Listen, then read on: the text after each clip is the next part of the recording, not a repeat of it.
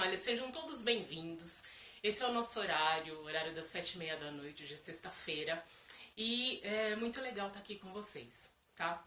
Hoje nós vamos falar sobre uma coisa muito importante que é MEI, MEEPP e as formas de você desenvolver a atividade empresária. Tá legal? Bom, primeira coisa, as pessoas sempre confundem o que se o MEI é pessoa jurídica, etc. E em vídeos anteriores eu expliquei um pouco para vocês, mas eu acho que vale a pena que a gente volte, tá? Primeiro, quando a gente olha lá no Código Civil, no artigo 966, existe uma definição de empresário, né? Então o Código define quem é o empresário, e esse empresário é o empresário individual. As pessoas têm dúvida porque quando existe a inscrição de empresário na junta comercial, essa inscrição de empresário, a pessoa recebe um número de CNPJ. E aí muita gente, porque a pessoa tem o CNPJ, muita gente acha que a pessoa é uma pessoa jurídica, mas não é, tá? A pessoa continua sendo uma pessoa natural. A diferença é que o empresário, ele vai desenvolver uma atividade econômica organizada, então ele vai organizar os fatores de produção, né? Capital, mão de obra, insumos e tecnologia. Ele vai organizar aí esses fatores de produção. E por isso, por ser a atividade empresária uma atividade organizada, ele vai ser visto pelo mercado como um empresário, tá? Agora, qual é a diferença aí de eu me cadastrar como um empresário e, por exemplo, montar uma sociedade, uma empresa individual de responsabilidade limitada, ou até agora, com essa alteração legislativa trazida pela medida provisória da liberdade econômica, vai ser possível também criar uma sociedade limitada com uma pessoa só. A lei fala apenas um sócio, né? Então, vejam, o empresário individual, quando ele se inscreve como empresário, ele vai se registrar como uma pessoa natural e ele responde, a diferença é a responsabilidade dele. Ele vai responder com todo o patrimônio dele pelo desenvolvimento da atividade empresária. Ou seja, a responsabilidade dele é ilimitada.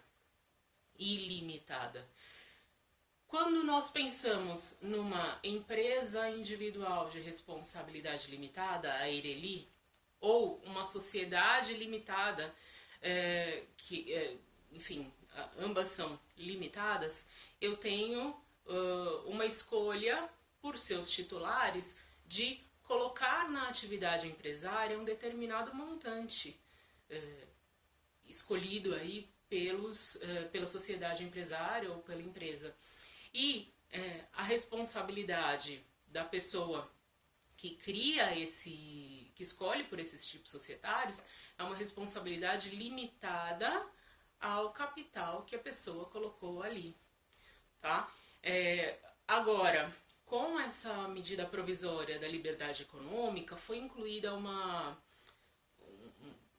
questão aí que as pessoas acabaram não falando, né? Mas é aquela ideia da sociedade limitada de um sócio só.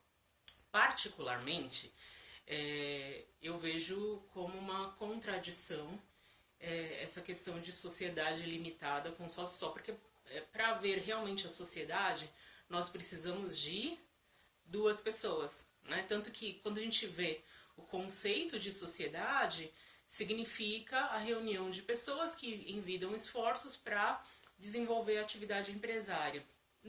A meu ver, tá? Isso é uma análise minha que, inclusive, eu fiz ali com os meus alunos em sala de aula.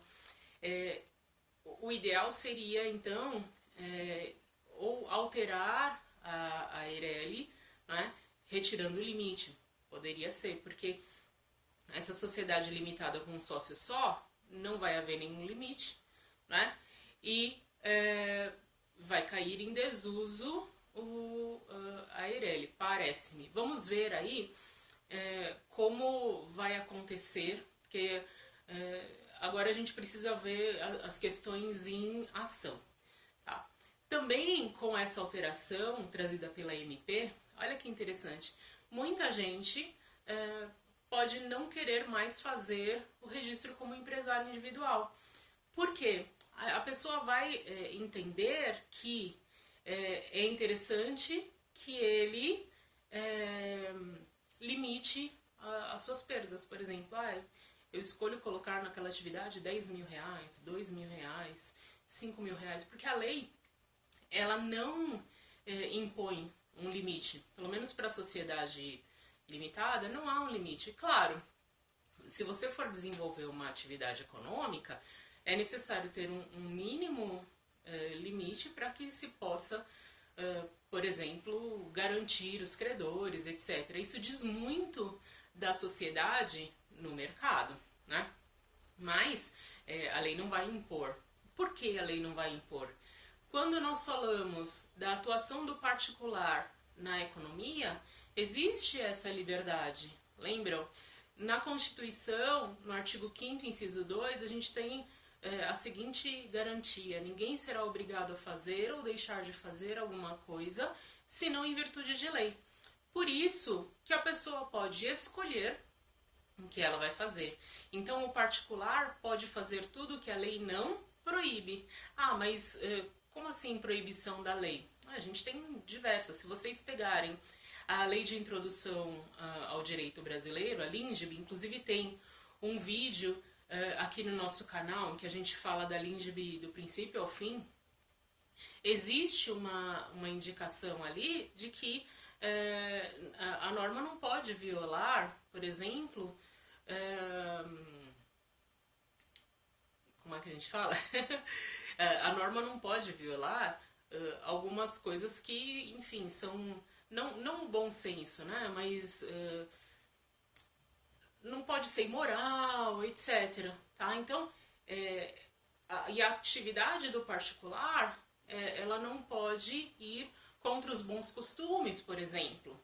Então, tudo isso a gente tem que levar em conta e reconhecer como pontos importantes a serem eleitos para que a gente possa ter uma escolha de atividade empresária, ok? Então, só para a gente voltar aqui, quando eu falo de empresário, Eireli, sociedade limitada e a sociedade anônima, é claro, a gente fala de formas em que esse empresário ou sociedade empresária podem atuar no mercado. As sociedades anônimas sempre serão sociedades empresárias, sempre. E são escolhidas, são eleitas para que se desenvolvam atividades de grande porte. Uma ideia, não é? Eu não vou montar uma sociedade anônima para estruturar uma sorveteria de bairro, né? Então, a gente vai sempre escolher o tipo societário de acordo com a atividade. Agora, o que muita gente não fala sobre o MEI é o microempreendedor individual. Esse microempreendedor individual tem muitas facilidades de recolhimento de tributo, tá? E essas facilidades de recolhimento de tributo são o que atrai as pessoas. E mesmo essa facilidade de criação desse MEI, ele no seu computador, ou ele vai buscar um contador do bairro, etc., né? Esse contador o ajuda a criar, a fazer essa inscrição. Só que muita gente não fala que quando ele cria esse cadastro no MEI, ele se torna empresário individual. Como assim empresário individual? Ele passa a ser aquele empresário que a gente falou, que responde com todos os seus bens para a atividade econômica. Então, claro, ele tem de um lado uma facilitação, uma desburocratização, mas ele tem também uma responsabilização. E muita gente tem aberto aí essas inscrições como MEI, sem saber as repercussões, as consequências econômicas, tributárias que vêm daí, tá? E é interessante que a gente fale, esse empresário individual, que é pessoa natural, ele pode ser um MEI, né? A gente já sabe, mas ele pode ser um ME e EPP. Essas diferenças são construídas a partir do faturamento que esse empresário tem. Então, normalmente, ele vai ter que fazer um controle da atividade e se ele não fizer um controle, ele é considerado empresário?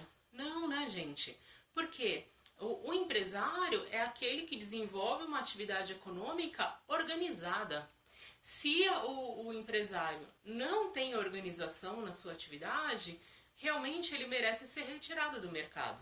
Por quê?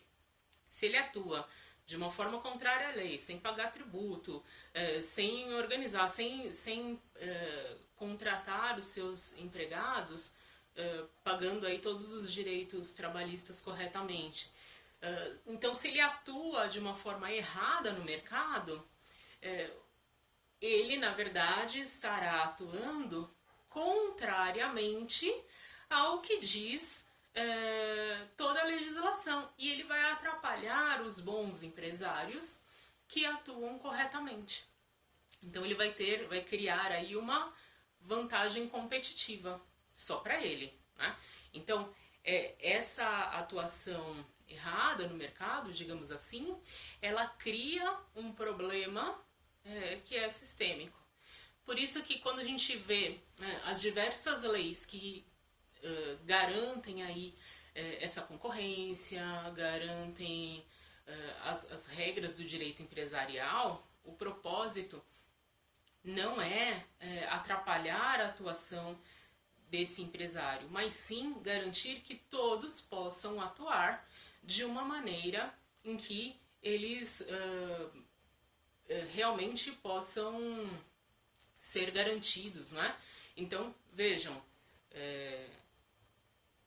todos precisam ter essa possibilidade de um jogo limpo, tá? Sempre que a gente fala aqui nas sextas-feiras sobre direito empresarial, a gente vai falando um pouquinho dessa necessidade de adequação da sua atividade empresária de modo a ter mais retornos. Por quê? A pessoa que não conhece as regras do jogo é como se fosse uma pessoa que anda vendada numa zona de guerra, né? Numa zona de guerra em que a gente tem, além de pessoas armadas, tem ninjas assassinos. Então ele tá andando lá, todo vendado, sem conhecer nenhuma regra do jogo. Qual é o esperado que vai acontecer com ele lá na frente? Ele vai morrer. E por isso, a maior parte das atividades econômicas, das empresas que são criadas, né, essas atividades empresárias que são criadas, a maior parte não sobrevive aos primeiros 2 anos. As pessoas até falam em uma mortalidade infantil das empresas. Por quê? Falta de planejamento. Se a pessoa conhece as regras do jogo, ela já tem uma forma, ela já sai antecipada com esse arcabouço, com todas essas regras que vão possibilitá-lo estruturar um negócio para crescer. Outro dia eu estava falando com um amigo de que o direito empresarial ele pode te ajudar a ter lucro. E é exatamente isso. O direito empresarial é uma das coisas, o conhecimento desse direito empresarial é uma das coisas que são um diferencial na sua atividade. E hoje, numa situação econômica do país, que a gente vê uma dificuldade aí de luta pelo cliente, muita gente lutando por preço, etc. Se você tem uma vantagem competitiva, você tem que ir buscar. Então eu preciso conhecer, além da minha escolha por uma estrutura que seja adequada à minha atuação, Eu tenho outras ferramentas que a gente vai falar aqui no canal que vão te ajudar a crescer aí o seu faturamento, a crescer o seu negócio colocando uma estrutura. E é interessante, né? Muita gente fala assim, mas eu vou colocar tudo bonitinho. No país todo mundo faz errado. Por que eu tenho que ser o certinho? Não é ser o certinho. Você vai utilizar as regras do jogo para conseguir subir para o próximo nível. Ou você quer continuar com um negócio que patina, patina, patina e cai, patina, patina e cai. Não. O propósito é que você tenha uma estrutura que vá se adaptando e aí, ao invés de ficar lidando com problemas jurídicos, você vai lidar com questões que têm a ver com o coração do seu negócio. Tá? Então, se você trabalha com confecção, você vai trabalhar, você não vai ficar pensando na estrutura. A estrutura você tem que saber antes. Por isso que muita gente acaba iniciando a atividade como MEI e não se desenvolve ou se desenvolve de uma maneira toda atrapalhada e chega lá na frente, a atividade tem uma estagnação porque a pessoa está cheia de dívida tributária, acha que alguém vai cuidar de você. Ninguém vai cuidar de você. O negócio é seu.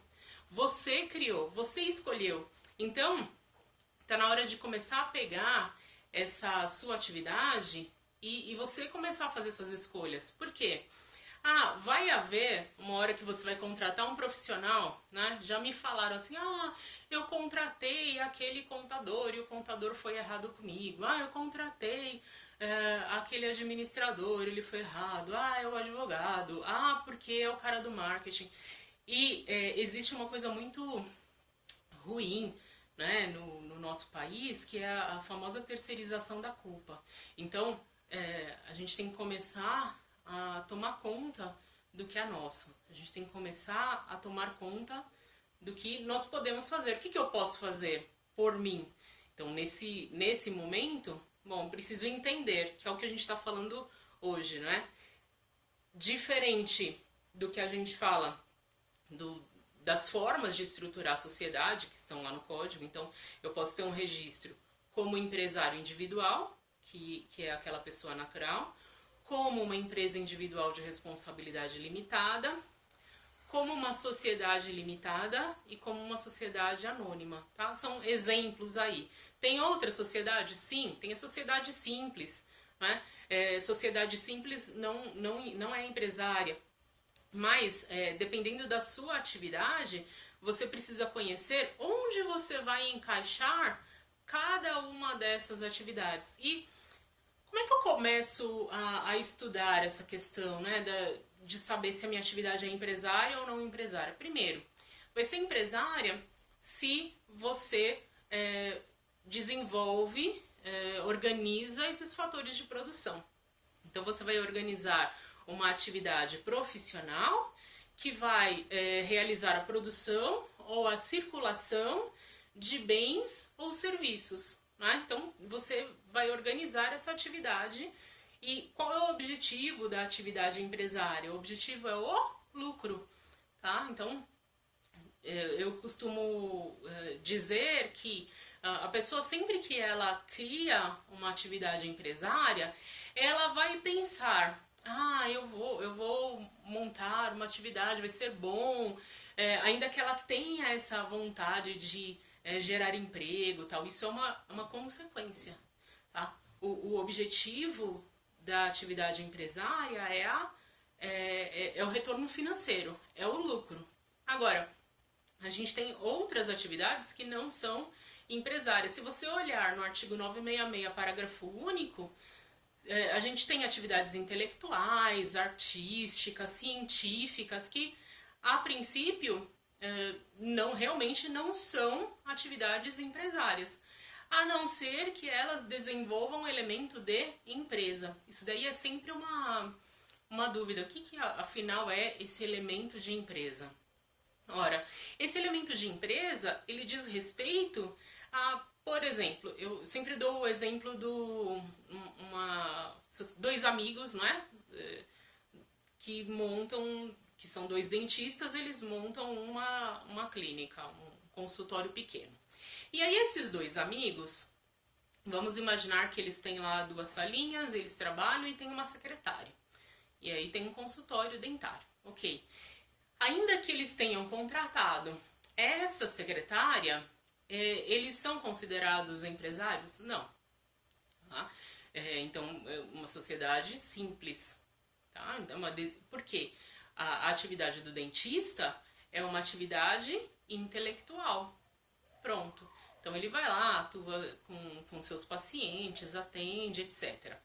Agora, vamos pensar nesses mesmos 2 dentistas. Imaginem que eles têm uma grande ideia e aí eles compram um imóvel ou alugam um imóvel que nesse imóvel eles colocam 20 salas com 20 cadeiras para atendimento de diversos pacientes. E aí eles vão ter 20 dentistas se revezando em turnos ininterruptos. Tá?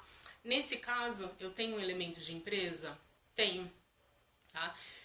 Da mesma forma, a gente consegue fazer uma diferença dessa sociedade empresária e a sociedade não empresária. Então, a sociedade não empresária é aquela que vai desenvolver uma atividade que, enfim, a rigor, o foco dela não é o lucro, é o objetivo. Ela pode ter lucro? Claro, né? Mas o objetivo não é. Agora, se ela tem esse elemento de empresa, mesmo quando tem esses profissionais, né, que muita gente fala, os profissionais liberais, então essa atividade passa a ser considerada uma atividade empresária. E pergunta que não quer calar. Eu faço uma inscrição como empresário individual. Eu sou obrigado a realizar a minha inscrição no sistema do Simples como microempresa, empresa de pequeno porte, ou não? O que você acha? A lei diz que não. Tá? Então, eu posso criar um registro como empresário individual sem ser MEI, ME ou EPP. Eu escolho isso. E qual é a vantagem? Por ser escolha, eu não posso obrigar esse empresário aí a se adequar às regras do Simples. Claro, a maioria dos pequenos empresários e sociedades empresárias, a maioria vai escolher se filiar ao sistema, porque há uma redução mesmo de pagamento de tributo e uma facilitação da apresentação, das obrigações acessórias, etc. Inclusive, a gente vai fazer mais pra frente um vídeo sobre isso, sobre essa diferença nessa forma de arrecadação, tá?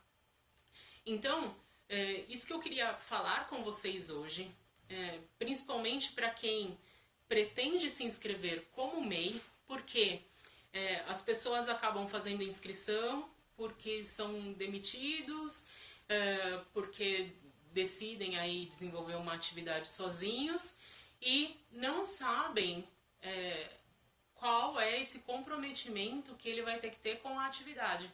A partir do momento que você desenvolve uma atividade empresária, essa passa a ser a sua profissão. Você passa, se você é pessoa natural, você passa a ser conhecido no mercado como essa pessoa. Tanto que, se alguém decide vender, vamos imaginar lá, uma pessoa para pagar a faculdade decide vender trufas, bombons, etc. E ela vai lá, vende e paga a mensalidade da faculdade. Super tranquilo, não tem problema algum. Mas ele faz isso e aí você tem e ele para, né? Essa pessoa é considerada empresária? Não, porque falta o profissionalismo. Ok? Então, esse empresário, sociedade empresária, ele vai, primeiro, planejar a atividade, fazer a inscrição antes do início da atividade e, desenvolver de uma forma profissional a atividade. Muito importante. Quando a gente fala dessa atividade empresária, qual é a novidade da lei que veio da medida provisória? Eu posso ter uma sociedade apenas com um sócio. Tá legal? Eu acredito que isso vai mudar um pouquinho o cenário da forma como as pessoas se organizam. Vamos ver e aí a gente vai se falando no próximo vídeo. Semana que vem estaremos aqui às 7h30 da noite e eu espero você. Se você está chegando agora e ainda não conhecia o nosso canal, inscreva-se, ok? E dê um joinha aí para que a gente possa crescer como canal. Um abraço, até mais!